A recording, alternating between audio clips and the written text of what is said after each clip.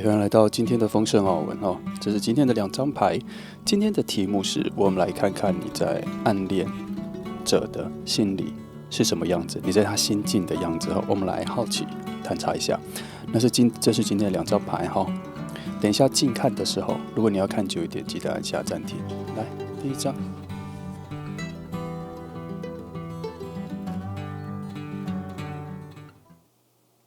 好，第2张。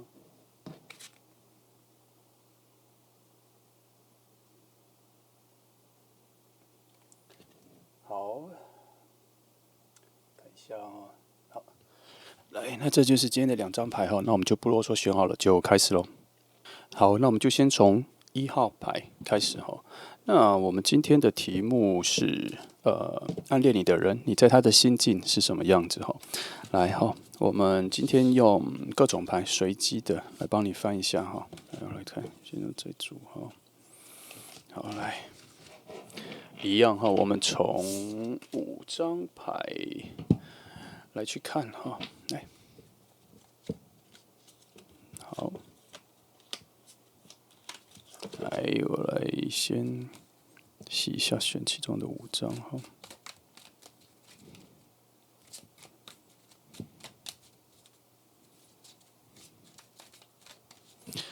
好，来。4、5，我是蛮好奇，我应该先从哪一个位置来看哈？看一下，我还是先从核心之美来看好了哈。我们来看一下最核心的，应该说如果啦，好，你的样子，你的各种东西在他内在里，在他内在里，我们要用一个很简单的形容，用一个关键字形容，它应该会是什么模样？我们从这里打开来看一下。来，我看一下。我觉得他把你包覆这圣杯4我觉得他把你包覆在心底很深的位置，而且他把你藏在一个很秘密的位置。也就是说，应该来说，现在他身边的朋友啊，或是什么，其实并不知道他对你有这份感觉哈。那通常出现这个状况的时候，我都会好奇为什么？为什么不说？因为它中间可能夹杂着，你知道什么东西吗？就是你们的关系，或是他对你的这份喜欢，因为你们的关系而不能诉说出来。通常都有这个问题哦，可能是因为同事、同学或者什么很特别的关系哈。也有一些是喜欢你很久，可是跟你做朋友更久，很难把这个心意讲出来。那从这个点可以翻的东西很多了哈，我就直接来翻哈。我们能好奇的东西很多，我们就直接好奇下去。来，我们先来好奇一下你们的关系应该是什么，让你捕捉一下哈。看一下，果然跟我所捕捉到的差不多哈。你们已经认识蛮久的了，而且那个久的程度哈，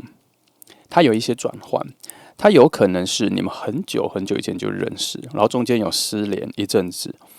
然后后来又相遇，然后变得更好，然后有发现彼此的很多的不一样，有发现自己彼此很多的不一样。那其实有新的好感啦，有新的好感有出来哈。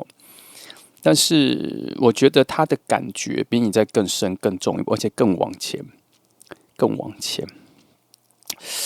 只能说，不过以战车牌的位置来说，我觉得他没有试着让你们的关系突破成一个比较不一样的方向，或是就是说他对你的感觉有那些不一样的成分了啦。可是他没有因为有这些感觉而产生一些全新的企图心，希望这个关系有新的改变或什么。以这2张牌，我必须说，他这个感觉在这感觉已经有一阵子了。好，那你在他心里的感觉很像是一个非常熟悉、不能失去，因为你承载着他非常多不同阶段的回忆。他也没有料想到，他现在在这个阶段会以这种全新的感觉喜欢你，这样。那你们的关系很成熟，然后其实如果你知道他是谁，对他来说，你知道他很多面相，你甚至连他小时候的样子，比较他可能想粉饰太平的样子，你都会知道。那因为你们中间确实没有遇见非常长一段时间，大概10年有哦。我觉得有这么长的一段时间，因为我中间有一个东西是空的，然后有这一个大跳跃的转换，所以他对你跟你对他有完全不一样的感觉。我这边一直有一个讯息是，你们可能连彼此的家人都有看过，可是那都在非常久以前，非常久以前，可能在国中小学，就是非常非常久以前。那以这边的能量走向，我觉得其实有慢慢的往恋人的方向走去哦。你知道为何吗？因为他其实他的内心深处还是有那么一点，还是有那么一些觉得是不是有可能？因为他对你的感觉已经跟之前不一样了，有一些强烈的驱使性往那里走。他有一点就是他心里的某种许愿，可是他偏偏不知道说这个许愿会非常成功。我觉得以这张牌来说的方向，有一点点像是，我是不喜欢这样形容，但它真的有一点像是注定你们会走在很近的那一个关系，你们会走成那一个很近的关系，确实有这个方向感呢。我还是继续好奇着，我看一下，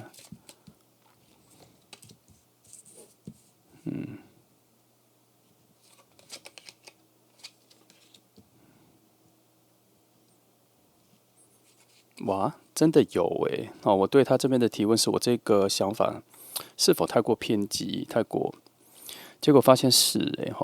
而且好像这边也有一些祝福的意味，是说可以挑战啊，可以试着去走啊，没有什么不好啊，这是属于他们的，这是他们的人生经历，他们经历过了那么多次的来来回回，这一次总应该要更紧密吧，这是这里的很多讯息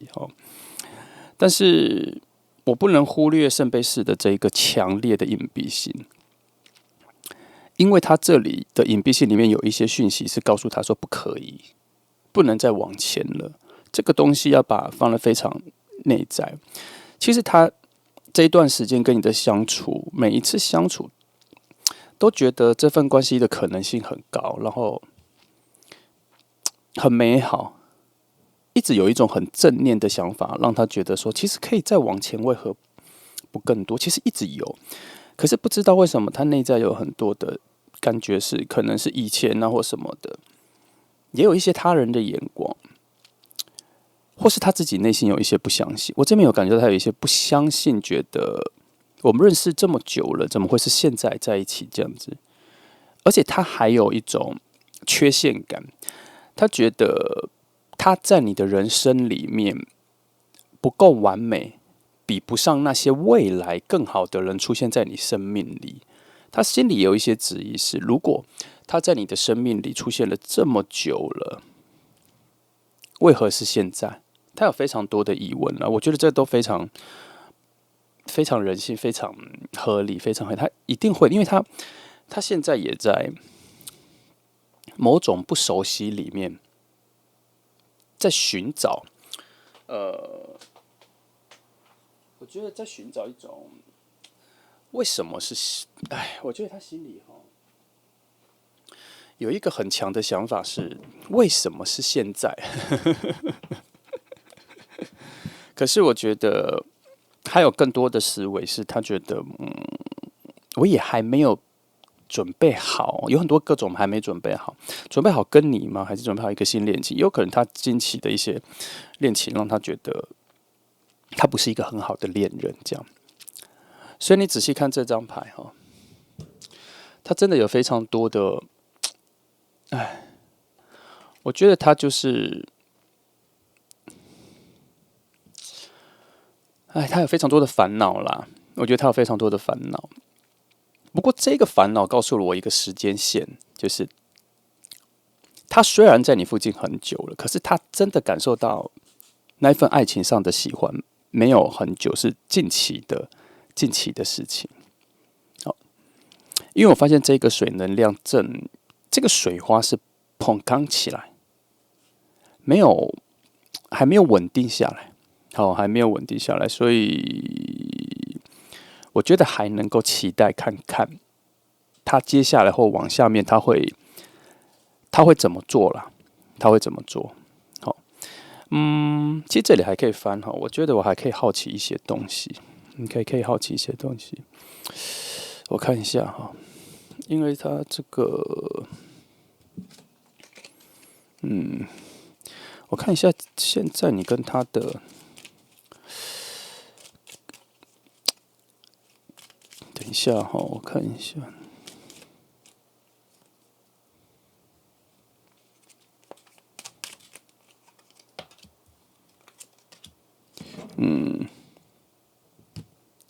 这里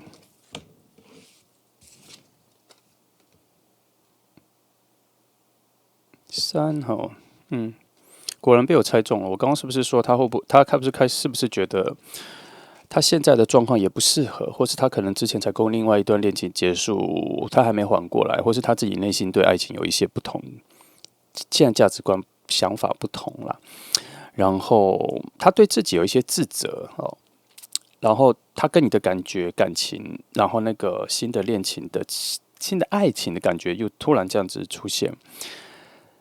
他这份犹豫我觉得非常非常理智，而且他也是非常负责任他并没有我觉得他这边确实他有一些感情上的破裂，他现在正在恢复中。那他并没有因为跟你的关系变好，或是你可能是他这个恢复期里面遇到的能让他真的感觉到他需要温暖的人，所以他有一些投射或什么，所以他现在有一点乱的原因是因为他有点搞不清楚，或是他以为他搞不清楚这是有不同的分别的。所以我只能说从4啊5啊到这3张牌的一个连续，让我发现他现在有一个内心的风暴。从这里可以看出来，他近期可能有一点点跟你保持一下距离。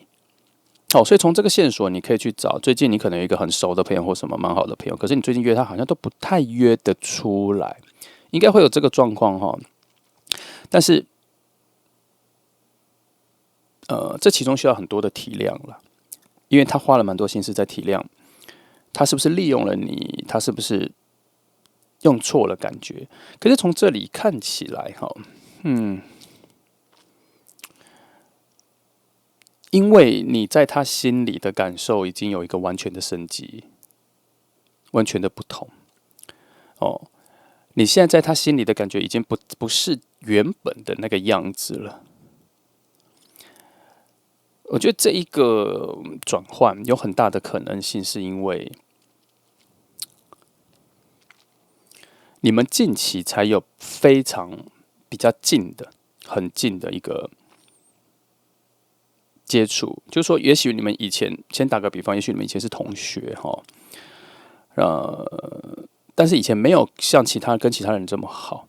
可是因为过了很多年之后，那联系上的同学就剩这几个，或是不小心就联系上了，然后刚好你们现在的现状况、背景，可能工作都非常契合，有共同话题了，所以你们近期就变得很近。然后你们的转变成为了彼此对于恋人的新的喜欢的符合的那一个人选，就是说你们成长了，然后知道说爱情是什么模样，然后偏偏两个人都成长到彼此喜欢的那个样子，这样。但我现在不把你包括在里面，我只讲他就好了。所以他知道，他看到的你是跟以前完全不同的，可是他心里还是有这种2种影子在打架的状况，这样。那我想啦，他近期会离你有一点保持一点距离，可是后来他又很快就会回来了，然后他会跟你试着创造一些新的相处方式。我觉得这个方式会充满暗示，可是这个暗示也是在暗示他自己是否适合，他也想知道，所以他会有点非常缓慢的跟你拉近一点距离，然后有可能会开始避开大家一起出去或什么，他会直接就跟你一起。你这边应该会有点明显的感受到，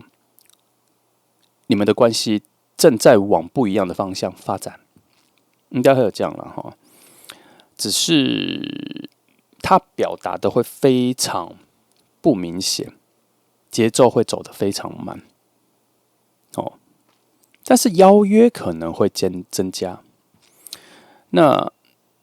如果以你已经猜到是这个人，以你已经猜到他正在逐步的往靠近你这个方向走的时候，你会发现他的节奏走得非常非常慢，因为他正在处理跟经营他心里，你在他心里的那个样子，到底是以前的你，还是现在的你，还是新的你，还是未来的你，还是会变成未来他很多东西还在处理这样。哦，总之啦，你在他心境里，在他心里的想象已经完全截然不同了，而且是跟过往的你比较，是截然不同的好，才能够这样子从他心里有一种很强烈的打动了。所以因此他现在这么烦恼哦。好，没关系，我们来看其他的。对啊，你看我才刚说，结果圣杯9，他看待你他看待你的时候的那个神圣性，那个高远的、高级的、遥望的感觉已经完全不同了。他现在已经比较，他在心境里比较像是抬着头看你的状况了不知道为何，他觉得自己已经跟你不太平等了，然后他甚至很想要大力的称赞你，跟你讲你什么都能更好，可是他怕越矩了，超过了朋友更多的关系。他其实内在有很真诚、很特别的思维，想要去跟你多说什么，很丰沛的，可是怕超越了什么就像我刚刚讲的，他这个感觉是刚新生的、刚出来的，并没有好好的整理过啦。并没有好好的整理过。那你们现在我是好奇着你们现在啦虽然我刚刚说他有一点点想要跟你保持距离，可是我还是很好奇你们现在的关系跟距离到底是处理成什么样子那我来看一下这一张。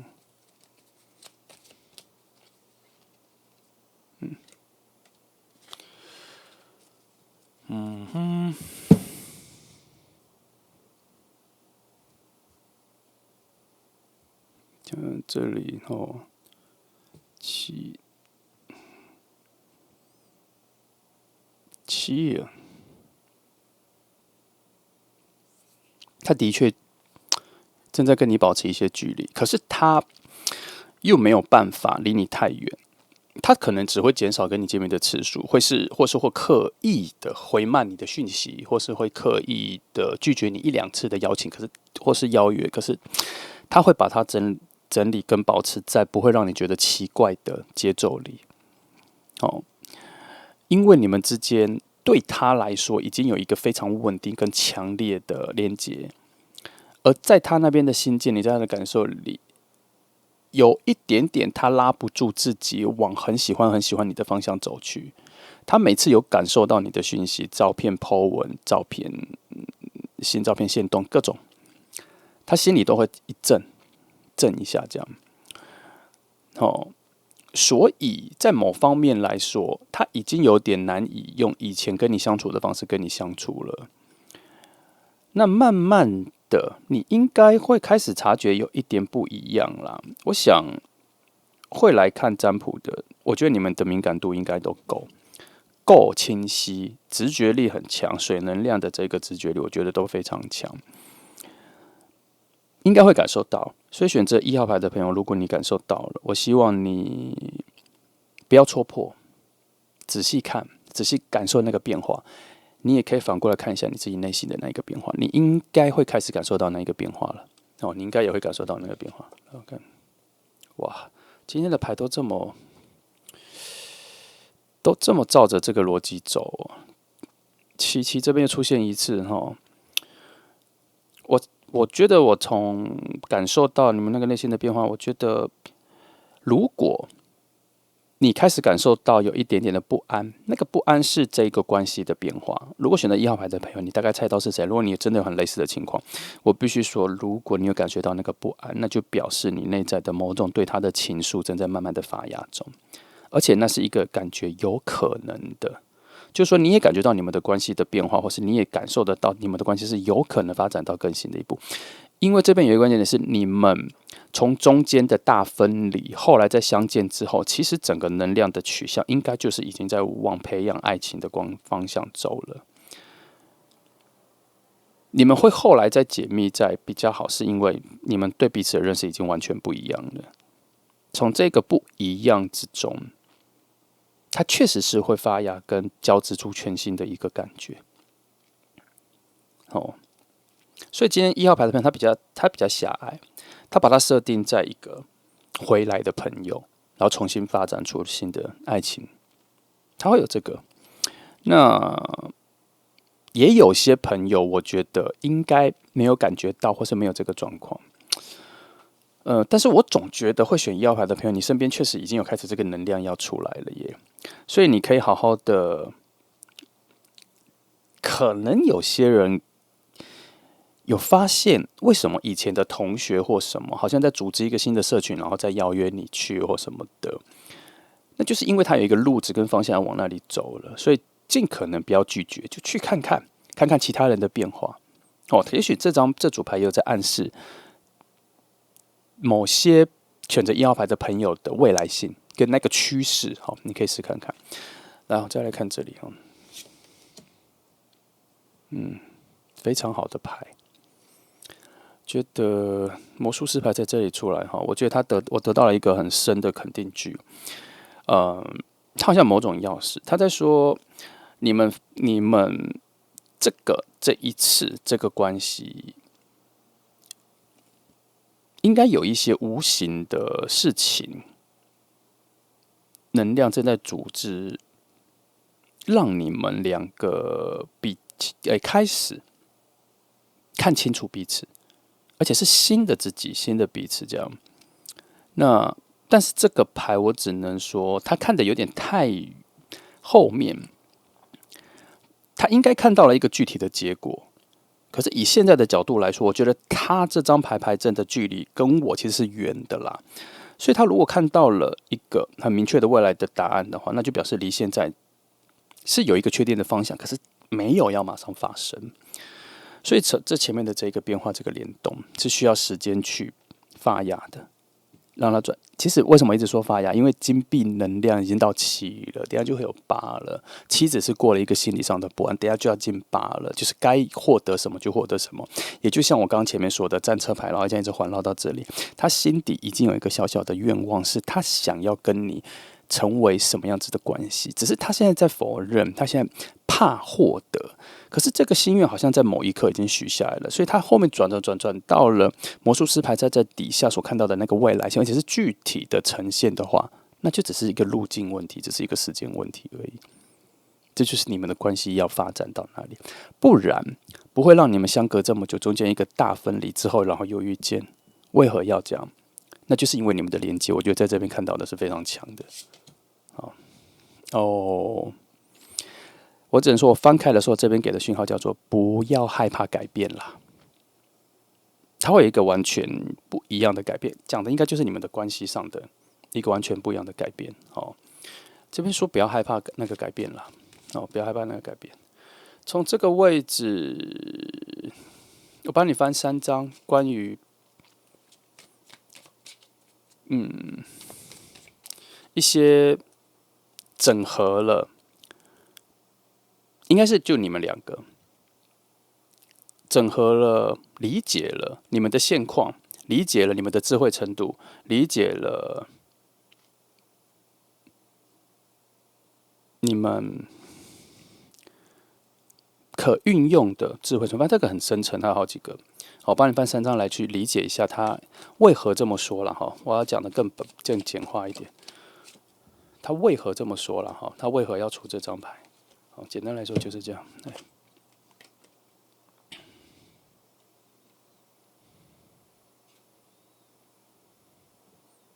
今天桌子没有放布哈，所以很滑哈。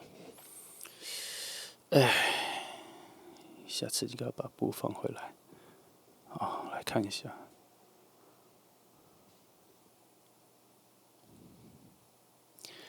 确实是有一个很大的改变哈，可是他希望你用一个比较开阔、跟仁慈、跟有爱，要很有爱，要以爱为原则的方式来去看你们这个关系的改变。他也许就是说，他应该会有一个很强的适应期，适应你们两个新的关系的产生。因为他这边有一个讯息是说，当你意识到你们中间的情分不太一样的时候，他会加速的往那里走。那就是其他的就是所谓的你们的相处的语言的适应，身体互动的东西的适应在改变。好，那这边金币酒也出了，搭配圣杯酒，我觉得你们两个看到彼此的感觉其实是不一样的。你应该会从整理审核这个人是否能跟你在一起的角度发现了合适性之后，会试着让你们的关系有所突破，走到可能交往的路径。那他不是，他是已经在心底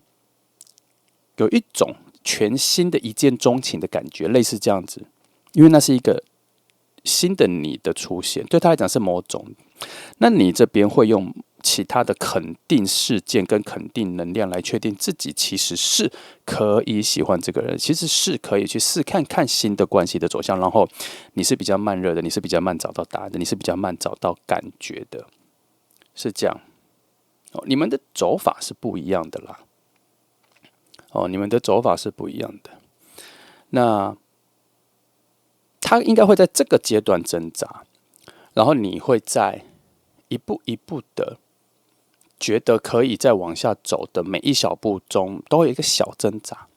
就是会有一种要不要再往前，要不要再更多，要不要什么那一种。你们的节奏是不一样的，但终究是会走到这里魔术师牌所讲的那个比较未来性、比较未来点、比较远的那个具体的交接点。那个点的时候，你会达成比较好的共识，那个时候可能就会有新的阶段往下走，这都比较前面了哈。那而且今天我们的题目是暗恋着你心里你的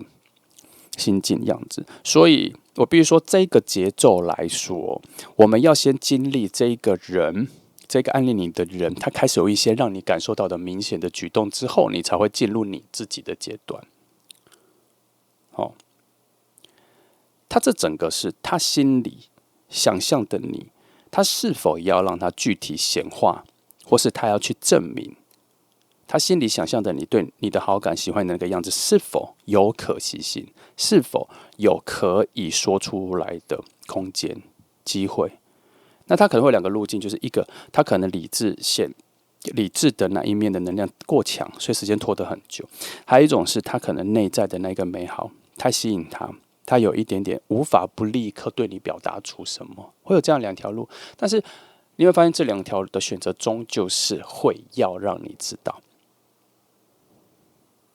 终究是要让他。可是因为一开始我们翻开的是圣杯四，所以这个都还蛮前面的，他才刚开始有那个感觉，这样哈。那如果选择一号牌的朋友，你真的有一个这样子的老朋友突然出现的时候，你发现他开始行为举止、说话已经跟以前不太一样，对你的感受、对你的付出什么都有点增加或什么。那差不多，他会有越来越明确的表达了。好，你就可以期待一下了哈。当然，选择一号牌的朋友，这个情境这个是非常比较窄的，所以我不是很期望有这么多人会感应到这个类似的，因为它有点很说的一条路。但其他人可以听听一个故事，或是你可以，我觉得它也算一个讯息啦。有些人可能不是现在是，可是他也可能在暗示我刚刚前面讲的，如果你已经有一些老同学或什么聚会的话，记得赶快去啊！记得赶快去来，因为你会选择一号牌，然后你可能这么多的占卜，你今天特别喜欢这个，然后选择一号，然后又听到这个故事，我觉得应该是也有原因的。好，来，我们来一张天使讯息哈，就不给两张，今天就给一张哈。来看这个天使讯息，今天给的方向是什么？好，今天看这张。几号？20。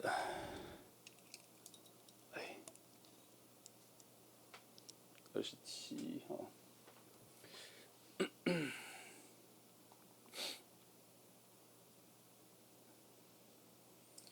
时期？应该是耶拉塞尔耶拉塞尔。我觉得他可能不是在针对这牌，我觉得他可能是独立出来的讯息。他希望你，你最近可能有一些自信心寻找的问题。如果你有，记得听这边讲。寻找会自信心不是茫然的你要先确定一下要比较具体的确定你以前很有自信的时候，有一种势不可挡的自信的那个时间点的你，到底发生了什么事？而让你这么有自信，它有可能是因为你太幼稚、太年轻，看的世界不广，而有自信。可是它代表的是什么？它代表的是不要太多担忧。所以你要确定你以前很有自信的那一个时刻，也许不用这么远，也许是去年或什么的。你思考一下，有很多是突然那天非常喜欢自己，突然那天很有爱的，很爱这个世界。还有一种是突然你发现你身边的朋友，你都可以完全信任，所以你很有自信。或是最粗浅的、最简单的、最表面，就是有人赞美了你，而那个赞美的点是你那天所期待的。这里在讲的是，你要找到的是正确的自信，而不是单单的一种催眠自己的自信呢。你要找到正确的自信，而你的人生有非常多产生自信的那个点，而且是非常饱满的、非常厚实的那个时间点。你要去想想那个时候发生什么事哦。不是只是说我要有自信就这样，没有，它还有一个具体的为什么。你找到那个时候，你就会找到那个为什么，你就会知道，原来你有很多面向都可以拿回你的自信，而不会常常感觉到自卑，或是做什么都比不上。不会，你要好好的去思考一下哈。没有人是那么不特别的啦，好吗？记得这个。好，那这就选择1号牌的朋友哈。那谢谢你们来听，然后祝福你哈。你好好感受一下附近，和珍惜一下你，认识了非常久的朋友们。好，祝福你们。接下来呢，我们要从选择第2号牌的朋友开始哈。来，我们一样，今天的题目是你在暗恋者心里心境的样子是什么样你在他心里是什么样子的心境啦？这个很难形容我要帮你看一下然后，也许他会有些行动，也许我会捕捉到他一些将要有的行动不确定。我们来看看，好奇一下来，好，一样一样是5张，可是我要翻开的顺序不太一样会随机的去找分支，看这个整个能量的流动怎么走来，先从第1张开始来，好，第1张是金币国王我看一下，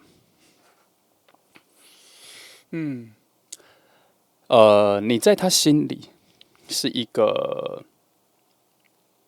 基本上算情绪非常平稳的人，非常平稳的状态。或是你也许情绪很浮动，但是他知道他有能力适应你，有能力安抚你，有能力照顾你，他不怕你的情绪浮动。这个金币国王，他并没有特别属于谁啦，我只能说他所代表的一个非常特别的意义是，无论你们2个各方面情绪的成熟度或是起伏有多不同，但是只要你们2个在一起的时候，我这边比较偏向的方向是，他知道你们都能够处在一个情绪比较平稳的状态。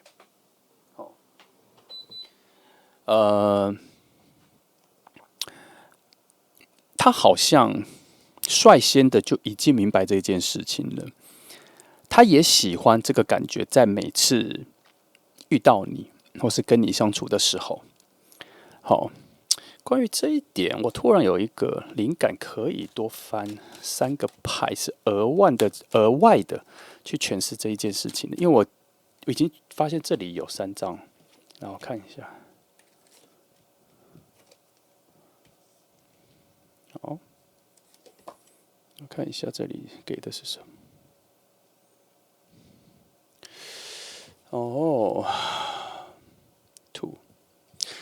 3张都讲一个非常和谐的状态，然后国王牌又出现一次了哈，而且比这里更加的诠释所谓情绪上的稳定哦。这里好，那你们有自己的相处欢乐模式，快乐，你们会创造自己的相处模组。然后这个相处模组的走向、相处关系啦，可能跟你平常跟其他人的方式不一样，而且它是偏向于你们有你们自己的小世界的状态。我现在说的方向都是他心里的认为哦，然后可是我说的说法有的时候会不小心说的很像是未来你们在一起的状态，可是他有的时候牌面的讯息就是已经走到比较未来性了啦。我不这样捕捉，它也不太顺利。那以现在4张牌来说，我没有觉得他非常靠近你，但是他跟你已经有一起出去玩，或是有去参加一些活动，已经有跟你非常不错的热烈的互动。那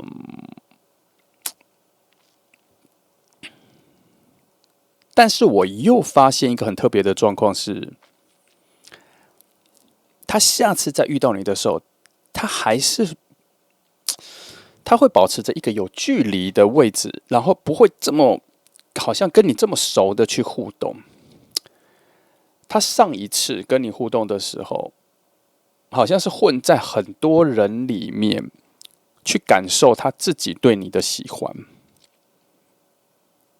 然后他喜欢这个靠近你的时候的心情上来的那一种很平静、很平稳的、很特别的感觉。可是他有点没把握，他做出的表情跟言语是否符合你对于喜欢一个人的标准或是什么？你懂的，就是他怕做错事哦。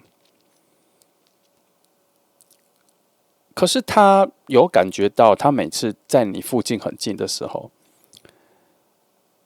他就有一种和平的感觉、安静的感觉，也有一种得到救赎的。虽然没有那么高级，但是我指的是得到救赎时候的那一种平静的感觉，在他非常靠近你的时候会有。好，来，我翻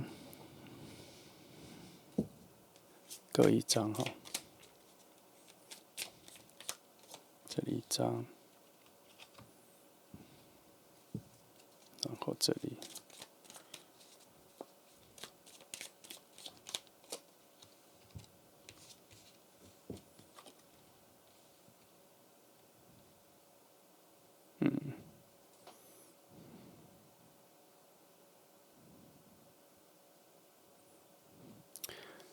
这里让我因为现在我其实问的问题是你们有多近哦。不过这里得到的讯息是，你们之间应该还不适合这么靠近，应该是说从情感面上，你们好像应该是说他对你表达他对你的喜欢的时机还没到。我觉得他内在的直觉应该有感受到这件事，因为我看到他完全没有行动哦，喜欢是很多，感受是很多，内在想象的你比你以为的更完美、更丰富，可是他没有一个下一步的行动，他甚至有一点点觉得看到你就随机就好了。可是这份距离我有点抓不住你跟他现在的距离有多远，因为他为什么要问距离？因为他需要定义一下你们的关系啊，还有这份关系的远近是否会让你们下次见面的时间比较短，或是见面的频率会提高。这里没有这个东西耶。我看一下这个好了。他这里比较多的是说，就是你们之间或是你们个人应该有2件事，一个是就你们2个啦，你们现在不适合，就是如果你们2个现在要在一起，可是你们2个现在没有能力专注在一起这件事情，因为你们自己有自己的事情要做，而且自己的那个事情好像还蛮重要的，它会抵消或是掩盖或覆盖你们2个在一起的这件事，所以你们2个现在如果在一起的话，都会变得很不专心。情况也不好，所以他对你的喜欢，然后他喜欢你，他完全没动作。我觉得他内在有一些直觉，或是有一些其他的外物，让他知道说这件事情现在目前就放在心里就好了。所以这两张牌的那一种，他应该要显化这份爱情，可是他告诉我说，这个显化是可以，但是这个时机很不好，所以他并没有阻碍你们两个有没有恋情这一件事情。但是，而且还是一种肯定哦，你们其实是可以试着恋爱看看，试着交往看看的哦。只是现在当下，就现在，你看牌的这个现在这一个，如果他有看到，我就告诉他现在不行，再等一下。就是现在这个能量上是不好的，能量上是不好的哈。来，我看一下，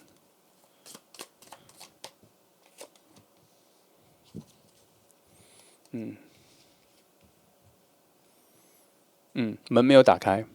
门是没有打开的，现在门是没有打开的，有这扇门，现在没有办法打开，有可以显化成恋人的路，但是而且是畅通的，但是他只给了那个路，但是没有给怎么相处的那一扇门。他好像给了一条路让你走到了，他这条路是告诉你说可以在一起就去吧，但是他没有打开那个心里的门。好像两个人现在如果在一起的话，心里的那一个爱情是没有打开的，那个共通的那个对齐的是没有。所以我觉得他在我这边看到了某个角度来说，我觉得他是内在直觉感受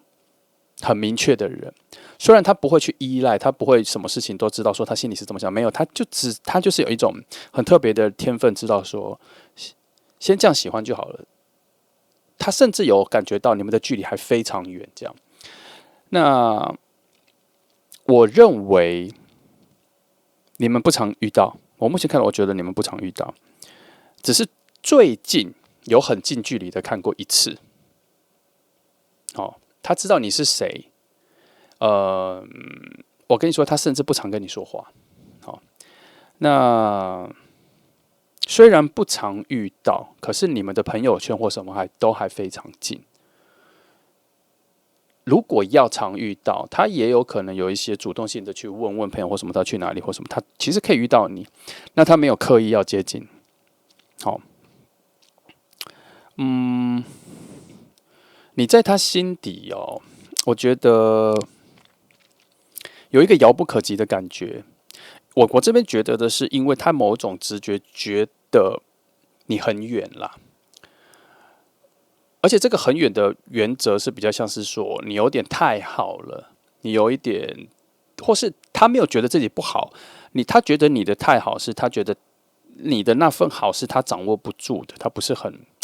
知道怎么处理的，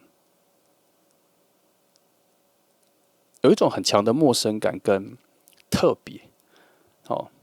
那他上一次最接近的那一次的时候，有惊艳到，有吓一跳。你怎么比他想象中的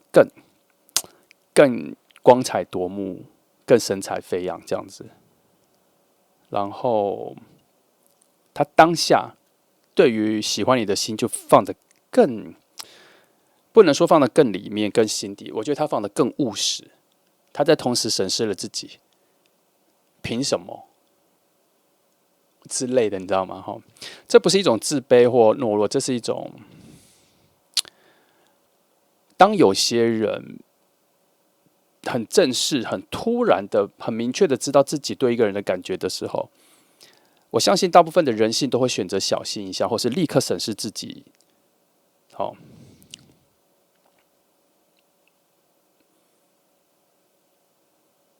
所以你上一次遇到他，他应该算是他遇到你了，因为我这边看到的能量是你好像没有特别感受到这个人在了。你一定做了什么很自己的事，很真实的自己的事，然后展现了一个全新的、很特别的样子给他，所以让他完全那个投入进去啊。好，没关系，我再看一下，因为我总觉得有一个别的小小的，前瞻流，我就一直觉得你们虽然有距离，可是没有阻碍啊。这边都有一贴路，只是时间不对。这边确实，嗯，在其他人的帮忙下，或是他更加的跟朋友出去，他遇到你的频率会越来越高。因为我这边有觉得你们正在共享差不多的朋友圈，然后只要是他内在有更多的希望遇到你的欲望的时候，他就会更容易出现在你面前。然后我不觉得他频率变高就会有更多想要的行动，我觉得他正在收集累积对你的感觉。其实他的土能量、理智能量更强，我觉得他一直不断的知道自己的界限跟和你的距离保持在多远就可以了。只是牌面上我一直有一种，为什么牌面上告诉我说你们可以随时在一起，那就表示你们在一起的时候能量应该是还不错，契合度各方面，只是这一份理解你们还没有开发出来，也就是说你们并不是很认识彼此，也还没有要开始认识，我觉得，所以它有可能会变成两群不同的朋友，越玩越近，认识的人越来越多之后，你们的距离会在某一个时候会非常接近，因为视觉上的熟悉感增加了。所谓的视觉上的熟悉感，就是这个人看过很多次，只是没有讲到话。视觉上的熟悉感慢慢增加之后，你们最靠近的那一次的最简单的对话就会出现。那个时候，在他的角度，他觉得跟你的距离已经进入新的阶段，所以他会把这种只把你放在心底的心境变成更多的表达，而且是充满爱的，因为他已经这样，他到那个阶段前，他已经累积这个喜欢非常久了，然后又是这个2张6，还不错哎哈，在某种很难意识到的路径上、故事线上，你们两个似乎确定要有爱情的方向走。因为这里好几个讯息都是这么说的啊，显化的路径上哈，然后找到门的路径上，还有被动的路径上哈，让别人的故事线推着你们的路径上，还有他人的帮助、意外的帮忙的路径上，都在把你们往会有恋情的方向推去。节奏上，我不知道这个时间上的节奏还是不是很远，但是我总觉得你们空间上是非常近的哦。那如果你很想知道他谁，你很想知道他，你很想让他浮出来，你最近就多出去了。记得我刚刚说的，他必须要累积越来越多视觉上的熟悉感，他会突然就出现在你面前了，然后你会突然惊觉到说，今天说的人是他。为何现在你想不到？因为他现在把自己隐身在很多其他朋友之中，然后他有点把自己的重要性设定成跟很多人都差不多，在你面前，他有把握，他也知道，他知道你没有那么注意他，所以他会把自己藏在他知道你比较注意谁，比较常跟谁讲话的后面，他不会凸显出来。那他对你的喜欢，从这边我觉得有蛮确定的，尤其是上一次看到你的时候那一个经验，他知道他是内在的那一个兴奋感，有点被整个完全被吸住了。好，我看这里。魔术师牌要出一次，而且是跟这个魔术师牌出的位置，这里比较像是一个未来前瞻性的可行性的魔术师牌出现。可是这里在讲的是以现状来说，可能性好高吗？很高，其实前面已经确定是很高的咯。这里是直接跟你说要在一起可以啊。可是这一句我们刚前面就已经说了，只是卡在这张塔牌的能量很强。我看到塔牌的时候，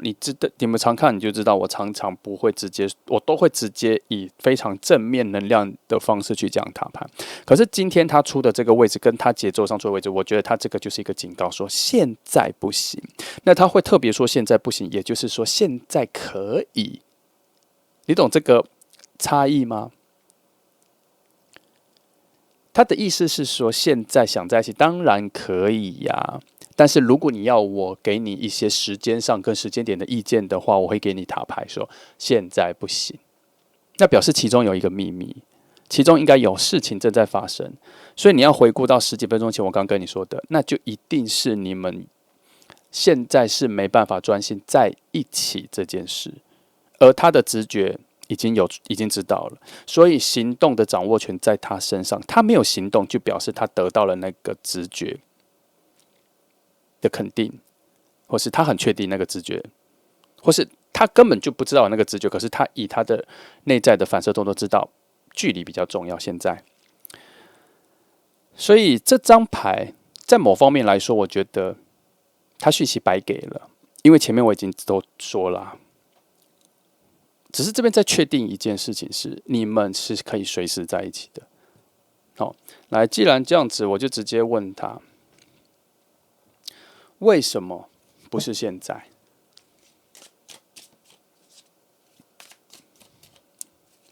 好，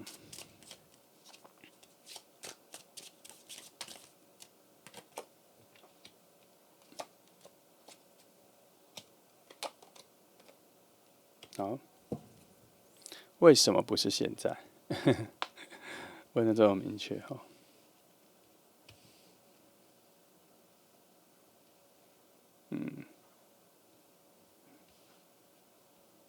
我看一下，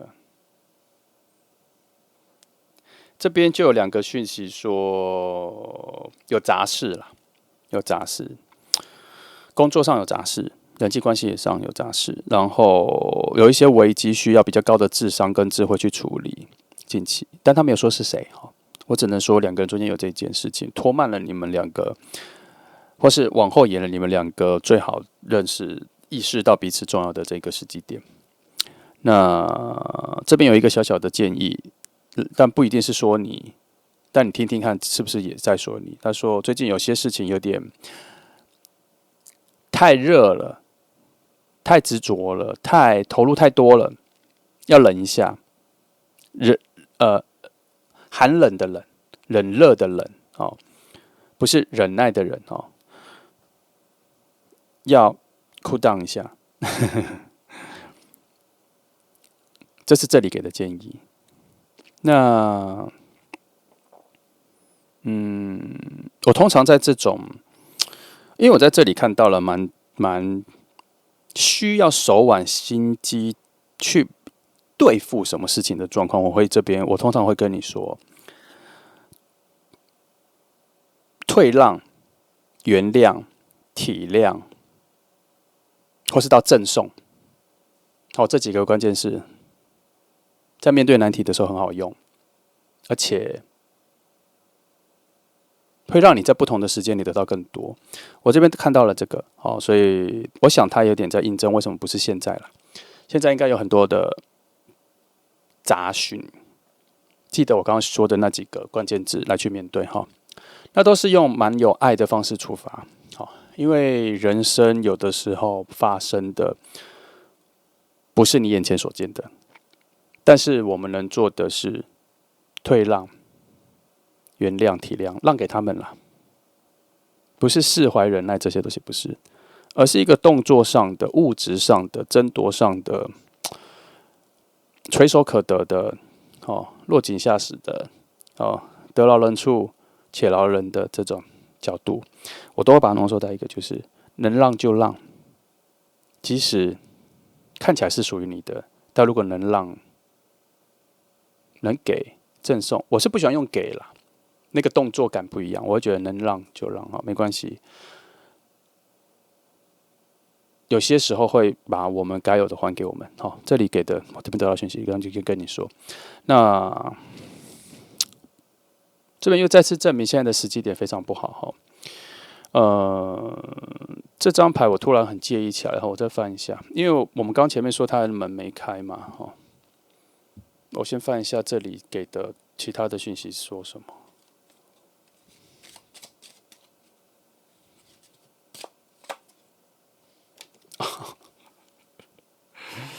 是不是很巧？不能说很巧啊，讯息就是这样啊。刚刚他们一起翻了塔牌，这边又翻了塔牌，那我就没怎么好说的了，就是现在不行啦。刚刚不是问说为什么门没开，那就是现在不行了，现在就是一个很差的时间点，都已经2张塔牌，那就甚至这里给的讯息是不要把它找出来，不要把它找出来，你不要去想是谁，他会自己浮出来。好，那你知道附近有这个人就好了。好，那这边真的是我多问了，其实我要问的时候我就知道我多问了，但是问了还是这个，那也没办法。来，我来看这个。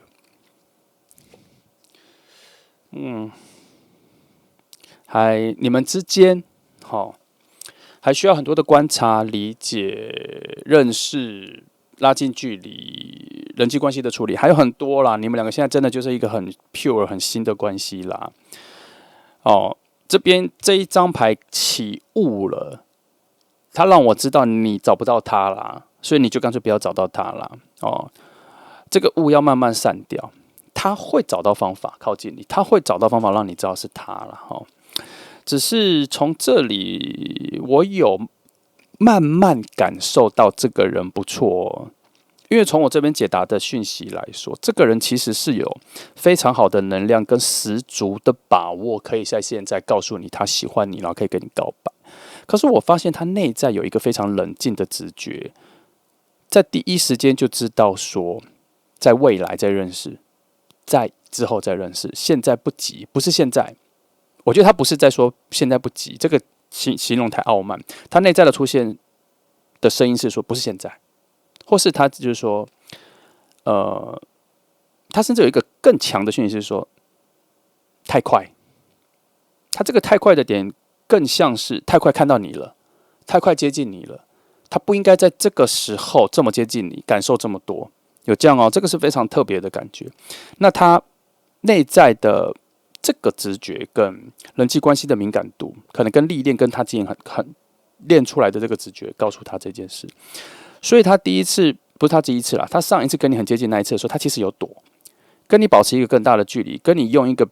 跟你保持一个特别的角度去看你。他不会让你发现他在看你，可是他一直在观察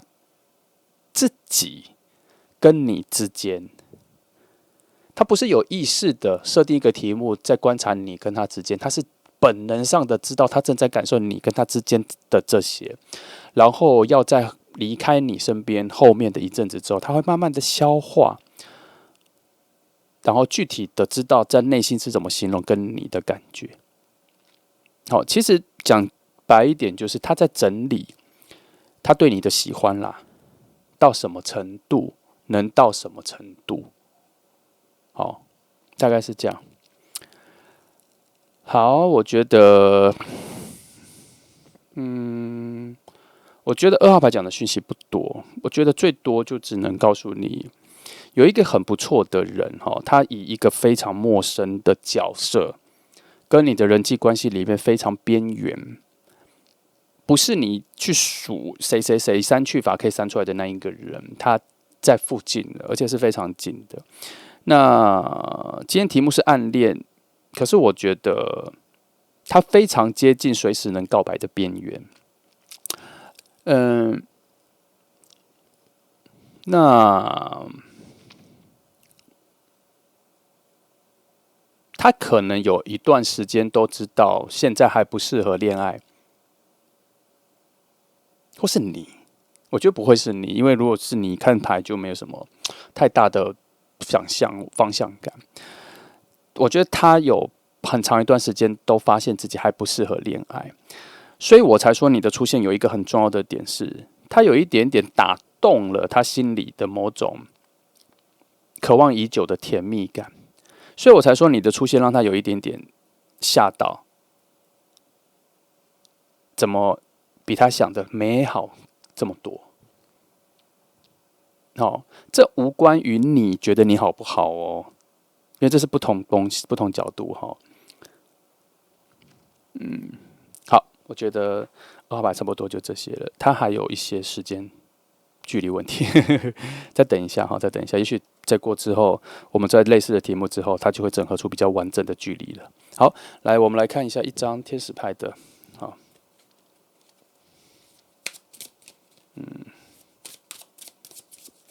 好，今天给这张，我看一下，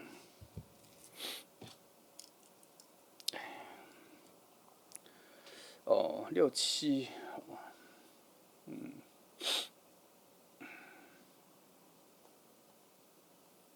7是艾雅尔啦，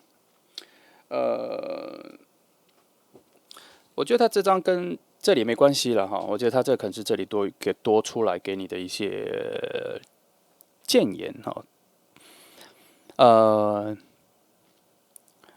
如果你常冥想，或是你常思考自己是什么，或是你想找到真正的自己或什么的时候，